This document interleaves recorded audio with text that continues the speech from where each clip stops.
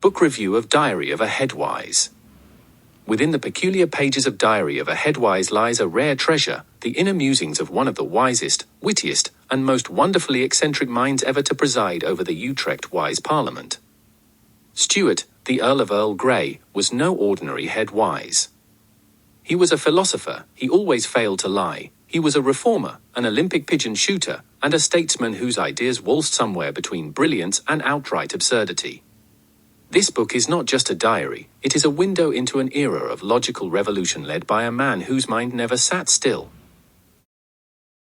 Born in 1798 into a family of scholars, Stewart the Earl of Earl Grey's childhood was steeped in scholarly debates and candlelit lectures over supper. He famously wrote his first political essay at age 7, titled Why the Moon Should Be Elected Night Mayor, and never stopped asking big, strange, clever questions. His youthful years were marked by tireless curiosity, endless scribbling, and a habit of lecturing household pets about ethics and wisdom. When he became Headwise of Utrecht in 1841, at the relatively youthful age of 43, he quickly transformed the Parliament into a hub of revolutionary thought. The diary gives us front-row seats to this transformation, as Stewart the Earl of Earl Grey describes meetings filled with spirited debates, impromptu philosophy slams, and the now famous thinking hour, where everyone was required to ponder in complete silence before speaking. His leadership style was unorthodox but effective, wisdom with a touch of theatre, reason peppered with charm. Throughout his diary, Stewart the Earl of Earl Grey cleverly lists his achievements in the margins of his entries, some serious, others hilariously trivial.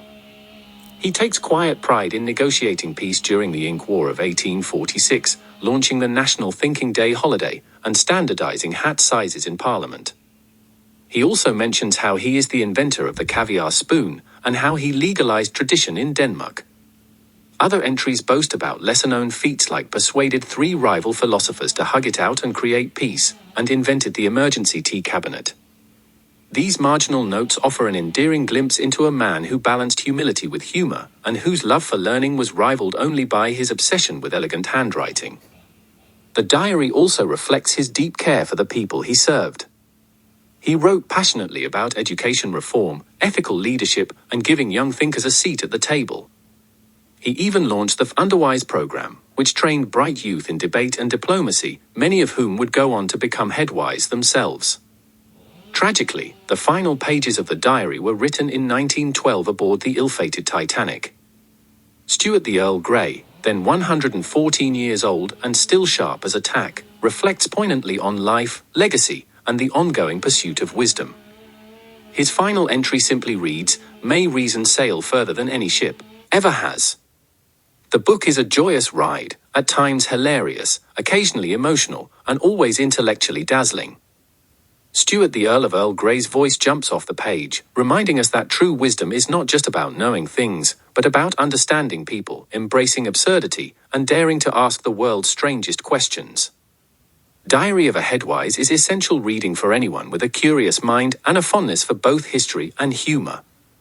Stewart, the Earl of Earl Grey, may have been lost at sea, but his thoughts continue to ripple through time, as fresh, sharp, and comforting as a hot cup of his namesake tea. I would gladly rate this diary 5 stars. Thank you for watching my video. If you want to hear more about wises and headwises of our past, make sure to subscribe and like. I am off to have a nice cup of tea. Goodbye.